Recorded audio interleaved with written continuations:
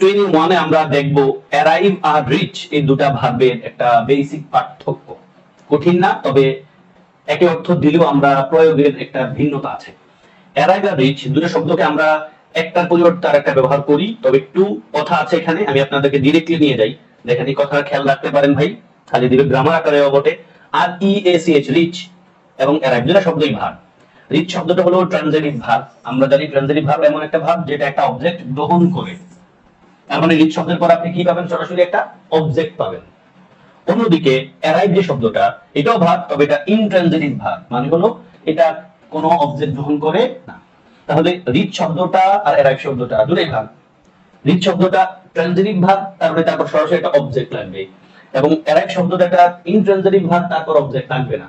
তার মানে আপনি বুঝে গেছেন আসলে রিচ এবং অ্যারাইভ শব্দ দুটোর ব্যবহারের পার্থক্য হলো রিচ শব্দের পরে আপনি ডিরেক্টলি প্রিপোজিশন লিখতে পারবেন না। আমাদের এই কথাটা সামনে আসবে। আসেন দুটো বাক্য লিখছি দুই রকম করে। They were unable to arrive a conclusion. তারা ছিল অক্ষম। অ্যারাইভ লেখা যাবে না ভাই এখানে। কনক্লুশনে পৌঁছা বলতে আমরা রিচ আ কনক্লুশন বলি, reach a conclusion.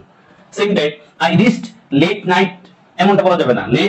Late light night হয় না ভাই, কি লিখতে হবে? I arrived late light night, মানে আমি এই সময় পৌঁছাইছি, এটা বোঝাচ্ছে। এখন আমি আসলে প্রিপোজিশনের ক্লাসিক পয়েন্টটা বলতে চাইছি যে কারণে, সেটা হলো এই যে আসেন ভাই, হি অ্যারাইভড এট দ্য এয়ারপোর্ট। যেহেতু অ্যারাইভ শব্দ ভার্বটা কেমন ভার্ব? ইনট্রানজিটিভ ভার্ব, তারপরে প্রিপোজিশন এট বসবে অথবা ইন বসবে। হি arrived at the airport, he arrived in Dhaka. অন্যদিকে রিচ ভার্বটা যেহেতু ইনট্রানজিটিভ ভার্ব, তারপরে প্রিপোজিশন বসবে না, ডাইরেক্ট অবজেক্ট আসবে ভাই। তাহলে কি লিখতে হবে? He reached the airport, he reached Dhaka. একই অর্থ দেয়।